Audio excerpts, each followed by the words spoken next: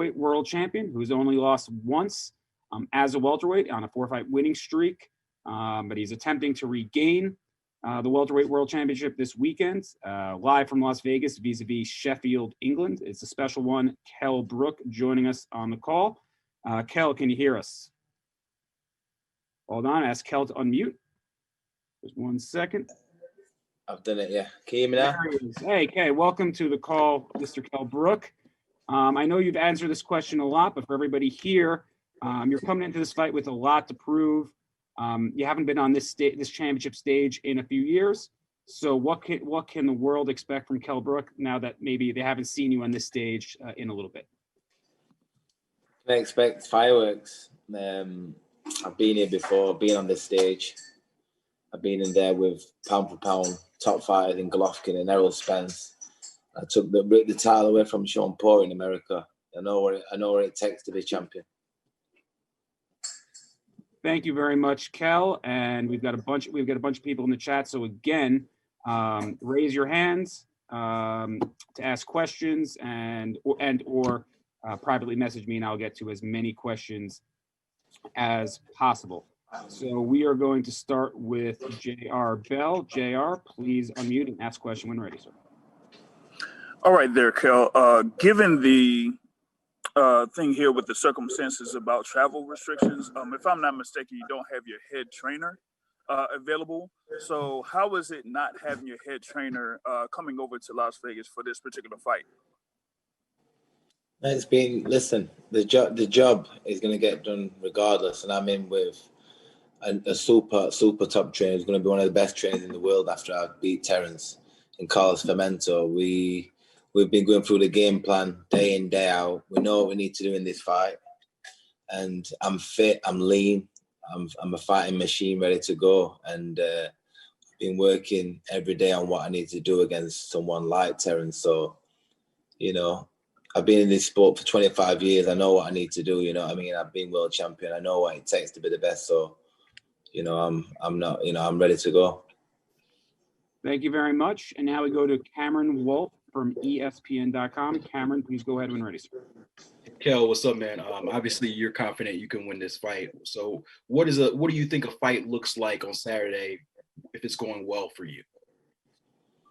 It's about just getting into my rhythm, being positive, you know, and, you know, I've got the accuracy, I've got the size, I've got everything what it takes to be champion. I've got the desire, and I've got the power to, you know, to overwhelm Crawford and get into my rhythm. Thank you very much. Thank you very much, Cameron. Now we go ahead to the UK with Pep Talk in the UK. I'm asking you to unmute. Please unmute and then ask your question when ready. Yo, how you doing? How are we doing, brother? I'm doing well, man. I've got to ask you, your old nemesis, Amir Khan, is wishing you good luck come the weekend. What do you make of his comments? I don't know what to say. You know, he changes his mind one day to the next. You know, it's a positive message. I can't say anything negative, you know, but I'm not focused on what people are saying because, you know, most of them are negative. As long as what my immediate team around here think and what job we need to do, and that's to become victorious Saturday night. So that's the main thing. Thank you very much, Pep Talk. We are going to go to now Keith Idik from Boxing Scene. Keith, go ahead when ready, sir. Hey, Kell, do you think in some ways that Amir was saying what he said because if you win, it's obviously better for you two to fight in a bigger fight in the UK? There's always something up his sleeve. I'm not focused on Amir Khan. I'm focused on Terence Crawford, you know. So let's talk Terence. Ian aired something last night that debuted in the United States in which Terence Crawford was asked to list his bucket list, so to speak, of welterweights he would like to fight before he retires. He listed 4 people, and your name was not one of them. How much motivation does that provide to you that he's not even really talking about you, so to speak, when you're fighting him on Saturday? He's going to have a rude awakening, I'll tell you that. He's going to have a rude awakening on Saturday night when he gets in there. He's going to know real quick, real fast in the fight that, you know, he should have put me on top of that list. Do you think, and I know Terence is obviously a smart guy and arguably the best fighter in the world, but do you think in some way he's overlooking you in any way? Yeah, I hope he is. Because I'm coming with force. Trust me. Thank you, Kell. Thank you. And wow, I didn't realize that Kell Brook was fighting Amir Khan this week. And Terence fought him in April 2019. So let's please keep the questions to the fight at hand, folks. The fight at hand, not Amir Khan, if possible. So now we go to Ryan Elliott. Ryan, please unmute and go ahead. Hi, Kell. Thank you for your time. Just a quick one from me. How significant is it for you going into this fight not having that rehydration clause for a big welterweight such as yourself? You know, to be honest with you, on our made weight this time, it's not that much of a big deal, but I suppose it is a big deal, to be honest with you, because I don't want to be thinking about watching my water and watching my food intake. You know, I just want to weigh in and relax and then concentrate on the fight instead of concentrate on making the weight again. So it's going to be something different to making welterweight and then just focusing on Terence Crawford instead of the weight check. Thank you very much. And now we go ahead to Jake Donovan from Boxing Scene. Jake, please go ahead when ready.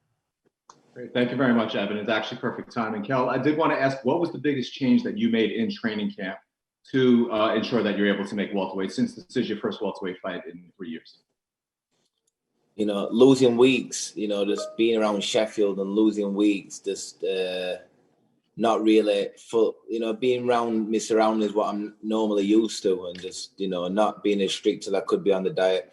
What I did when I knew that I needed to get away as soon as possible to Fort Ventura, where when I'm waking up and I know that my girls aren't around me, and I'm waking up in a different country knowing that I'm going to the gym and I'm doing it for a reason. You know, I made sure that the training were hard and the dieting were hard from the first week I knew this fight were on. Okay, great. Thanks. Good to have you back, Kell. Best of luck this weekend. Thank you, Jake. Thank you. And now we go ahead. Carlos Torre, please unmute and ask your question when ready, sir. Hey, Kell, thanks so much for taking time to talk to us. You know, obviously kind of going off a little bit of Jake's question. Going back to just making the adjustments and heading down to welterweight, when it comes down to now having to deal with the bubble and everything that comes with the current pandemic situation that we got going on, how much different and how difficult has it been to kind of get everything just situated, done, and also having to go down to welterweight with it being your first fight in that weight? You know, I like I said, I started early, so I had in the plan getting ill. These kind of situations, I made time early doors just for in case I got ill or in case these kind of things happen. So we're well ahead, you know, and everybody's making weight. Everyone's in the same, you know, doing the same thing. You know, everyone's finding it tough with this COVID, but I'm in a great place in my mind, and the weight is fantastic for this fight. So forget the weight. The weight's made. Thanks, Kell. Best of luck on Saturday. And thank you, Carlos. And we go ahead back to the UK. Jonathan Nagoth. Jonathan, please unmute when ready, sir. Hey, Kell. John here from Pro Boxing Fans. Hope you're well. Where would a win over Terence Crawford firstly rank compared to your victory over Sean Porter? And secondly, just a message to the UK fans tuning in on Premier Sports on Saturday night. Yeah, I think it's got to be above the Sean Porter just for everything I've been through, everyone writing me off. I think you've got to put it up there because this is the pound for pound best fighter in the world, you know, and you've got to put it as number one. You know, nobody's done that in history from Britain. And I'm glad that all the fans are able to see it on Premier Sport, like you said. You know, they're going to stay up and enjoy me becoming two-time world champion. Thank you very much, Jonathan. And we next go ahead to Ernesto Amador. Ernesto, please unmute and ask your question when ready, sir. Oh, one more. I actually got unmuted one more time, Ernesto. I accidentally muted you. Ernesto? Oh, there you go. Okay. Thank you, Ernesto. Kell, it's always a pleasure to have a conversation with you. Let me ask you one question. For most of the fighters, it looks impossible against Crawford, but not for you. Could you explain this? Because I truly believe that you can be a nightmare.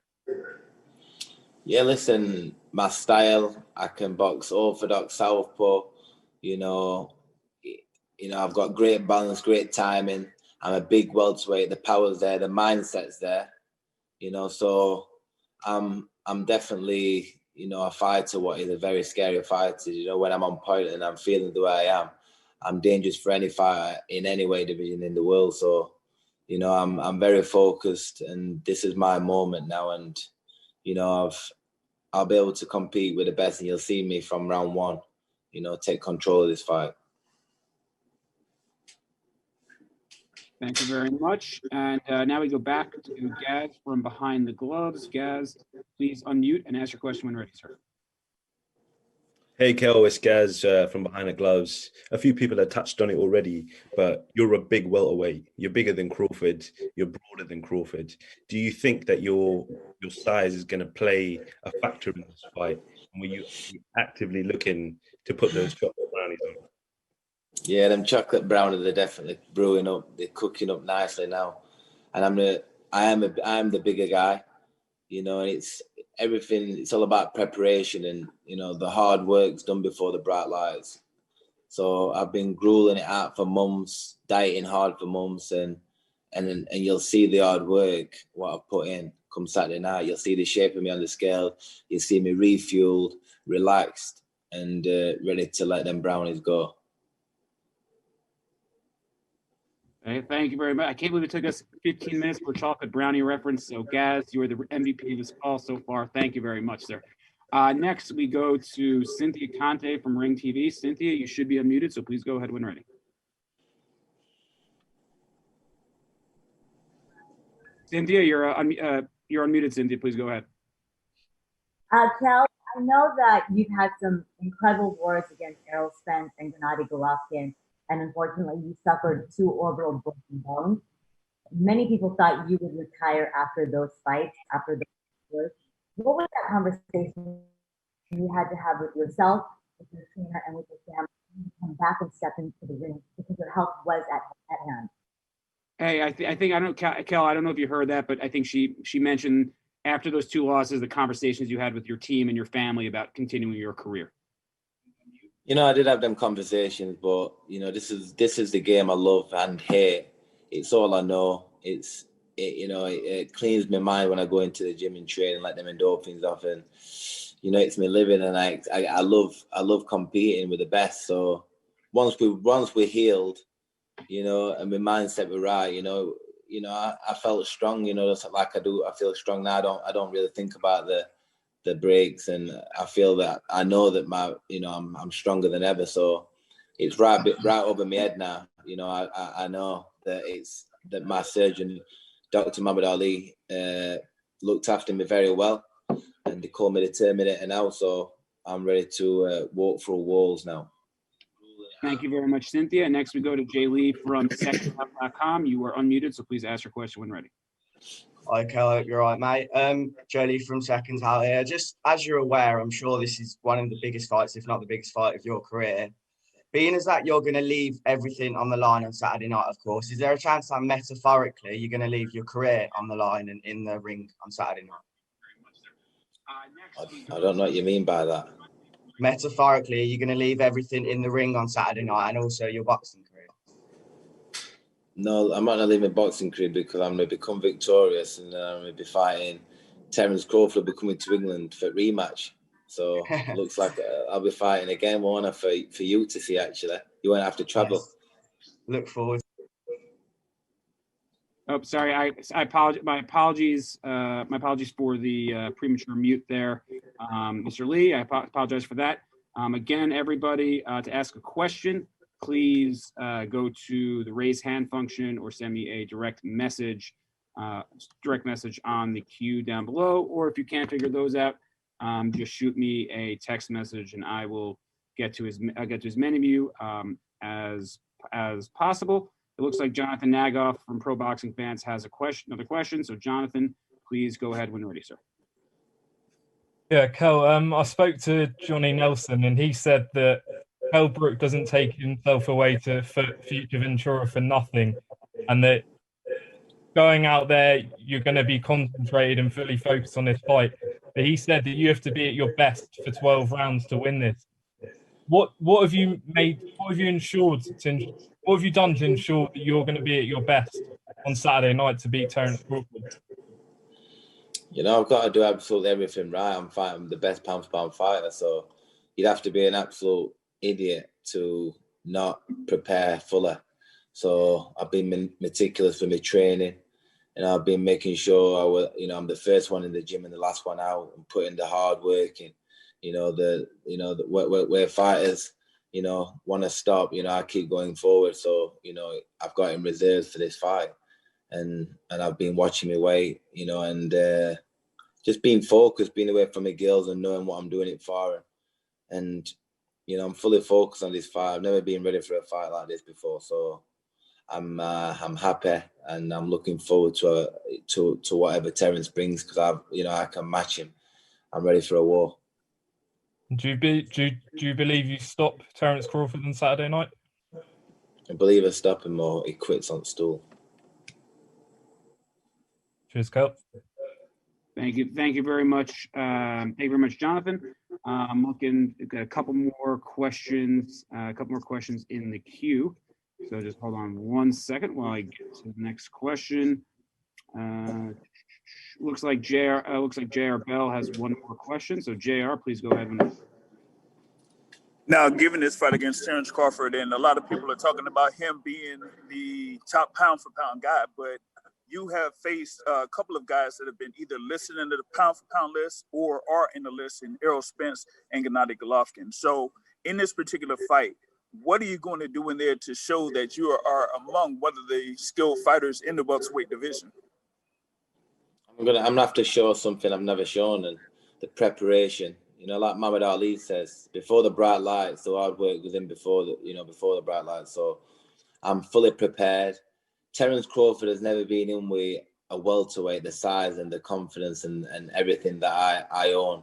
He's not been in with Golovkin and Errol Spence, these pound for pound champions. He's never been in with anybody. And I'm prepared better than I did against these guys, and I'm fully healthy and ready. So, he knows he's in a massive fight. He knows he's gonna have his hands full. He knows this is self. And Kell, before we get to the next question, tell everybody, a lot of times when people travel from long distances for training camp, there's concern, they did not come, enough time to acclimate. How many weeks have you spent in Las Vegas?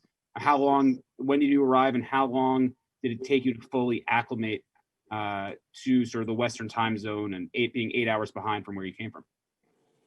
It takes me about 10 days, and I'm there now. I'm feeling tired at 10 o'clock at night, and I'm sleeping all the way through till 7, 8 morning, like I did back in England. So my body clock's adjusted to the Vegas time now. So everything's on point. The sleeping, my body clock's there. Everything is there. What's needed to win this fight. Thank you very much for that, Kell. We have a couple more questions, and I know you got to get to training, so we will let you get to that, which is most important at this late juncture of training camp. Gail, please go. You're up, so please go ahead when ready. Thank you very much, Kell. A lot of this discussion has brought up questions that indicate the doubters that are out there. Do you use that doubt to fuel you, much like you had doubters before you fought Sean Porter and you were able to take the win there? Do you turn that into a positive for yourself? Big dog. You've got a big dog there like me. Big dog, ain't you? Listen, them doubters, they're the ones what I can see certain people doubting me and calling me out, who I know as well, and they're the ones what make me want to do that extra round and push on harder, because I can't wait to see them after the fight. I can't wait to see them when I'm crowned the champion, of the world. And again, and I'm not just a normal champion. I want that Ring Magazine belt. I want to be the best fighter pound for pound in the world. I want to take his title there. There's a long stake for me, and I've got the pressure is on myself to go out there and be great. Thank you very much, Gail. And now the dog has stolen the show. That was impressive. Next week, a couple more questions. We're going to go back to the UK. Our friends at Boxing UK. You should unmute, so please go ahead when ready. Hi, Kell. It's Steve from Boxing UK. How you doing, Steve? Hello, mate. Kell, if you pull this off at the weekend, it's going to go down as one of the greatest performances abroad by a Brit. Are you disappointed that the TV coverage over here isn't what it should be for such a big fight? I'm disappointed. I've been with Sky Sports for years. They've seen me fight, become world champion. They've seen me being in some thrillers. And it's a shame that they're not picking this fight up. But you've got to spin it into a positive. It's going to be on Premier Sports. All the fans are going to be able to see it still, but the platform would have been the best on Sky, wouldn't it? It would have, mate. And you've already touched on the answer to the next one. If you do the job, is there a rematch clause, and would you bring them back over to the UK? The rematch clause, and you'll be able to see it, won't you? Good man. Do you still love the Geordies? Still love the Geordies. Good lad. Kell, best of luck on Saturday, mate. Top man. Hey, thank you very much for that. And as a reminder to our great fans in the UK, it is available on Premier Sports 1 sometime, I guess late Saturday night / early Sunday morning. So a reminder everybody in the UK that it's on a subscription cable network over there in the UK. So anybody who wants to watch it will have the opportunity to do so. Cal, before I let you go, any final thoughts as you head into your last week of training camp and as we are now, I guess, 5 days out from the biggest fight of your career? Yeah, my mind's focused now on training on the game plan and executing the game plan this Saturday night.